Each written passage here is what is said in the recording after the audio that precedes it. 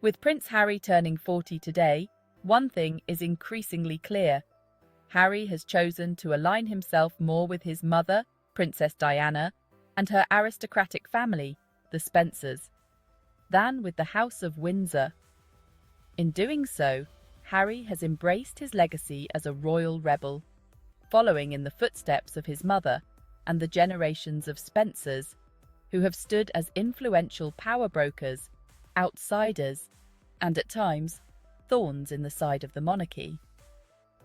As he moves into this next stage of his life, Harry's bond with the Spencers signals a continuation of this rebellious legacy, one that prioritizes truth, authenticity, and an unflinching commitment to social justice. Let's dive deeper. The Spencers are no strangers in rebelling against the system.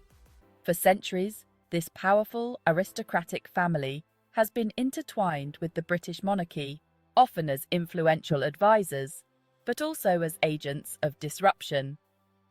From Sarah Churchill, Duchess of Marlborough, whose close relationship with Queen Anne ended in exile, to Earl Spencer's bold and pointed speech at Diana's funeral, the family has a history of challenging royal authority. Harry's decision to align himself with this side of his heritage is not just a personal one.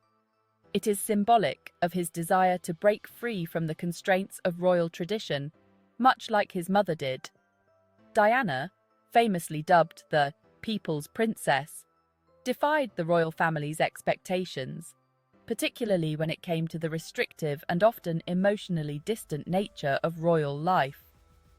Her decision to step away from her marriage to Charles, despite the allure of becoming queen, was a testament to her desire to live authentically, a trait Harry seems to have inherited. By choosing to spend time at Althorp, the Spencer family's ancestral home, and fostering a close relationship with his uncle, Earl Spencer, Harry has made it clear that he feels a deeper connection with his mother's side of the family.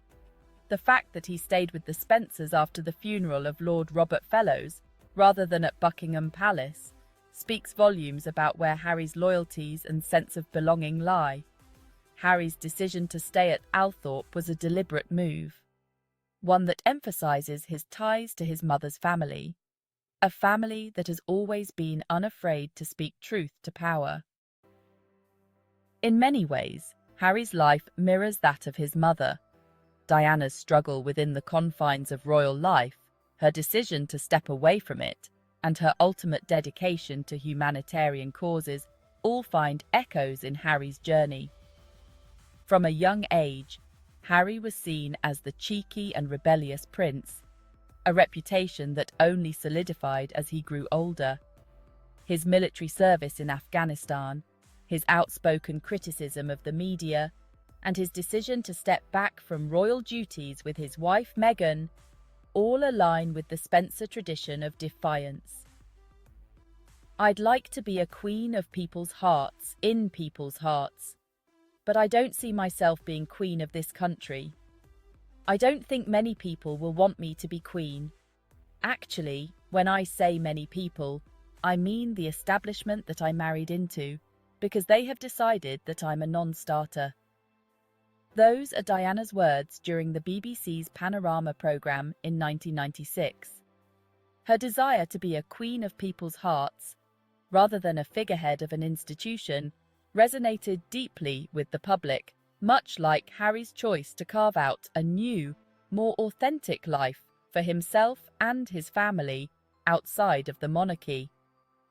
Diana's legacy as a compassionate, down-to-earth royal who championed causes like HIV/AIDS awareness, landmine eradication, and mental health has continued through Harry's own charitable work. His creation of the Invictus Games for wounded veterans and his advocacy for mental health awareness are clear examples of how he has followed in his mother's humanitarian footsteps. But perhaps the most poignant parallel between Harry and Diana is their shared experience of being outsiders within the royal family. Diana's struggle with the pressures of royal life and the relentless scrutiny of the British tabloids ultimately led to her separation from Charles and her tragic death. Harry, too, has faced immense pressure from the media and the royal institution, culminating in his decision to leave the UK and build a life in California. Like Diana, Harry has made it clear that his primary focus is on his family and their well-being, even if that means distancing himself from the monarchy. In addition to this, like Princess Diana, despite Harry's clear dedication to his family and his charitable work, the British press has been relentless in its criticism of him and Meghan. From accusations of disloyalty to the crown to unfounded speculation about their personal lives, the couple has been subjected to a level of scrutiny that is not only unfair, but also at times racially motivated. Jeannie Bond, a royal commentator, recently called out the British media's pettiness, noting that it is becoming increasingly difficult to justify the constant derision aimed at the couple. Bond pointed out that Harry, far from being the reckless royal that some media outlets paint him to be, is actually thriving in his new life. He has a wife and children whom he adores, a home in sunny California, and a platform from which he can continue his mother's legacy of advocating for social justice. His recent work in Colombia, where he spoke out about online safety for children, is just one example of how Harry is using his platform to make a positive impact on the world. As Bond aptly noted, it is time for the British media to reflect on its own behaviour, rather than continuing to mock and undermine everything Harry and Meghan do. The narrative of Harry as a wayward prince who has lost his way is not only outdated, but it also ignores the reality of who he has become: a dedicated father, husband, and humanitarian who is following in the footsteps of his mother and her rebellious, compassionate spirit. As Harry steps into his 40s, it is clear that he will continue to carry on the Spencer legacy of challenging the status quo. His decision to speak out against the royal family's relationship with the tabloid press, his candid revelations in his memoir Spare, and his ongoing dedication to causes like mental health and veteran support all point to a future where Harry remains a force for change.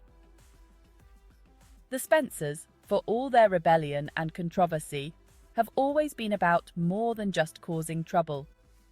They have been advocates for progress, often at great personal cost. Diana's decision to speak out about her struggles within the royal family, her mental health, and her husband's infidelity was a revolutionary act, one that paved the way for future generations to speak openly about their own challenges. Harry's decision to share his own mental health struggles, his experiences with grief and trauma, and his ongoing efforts to protect his family from the same media harassment that plagued his mother is a continuation of this legacy.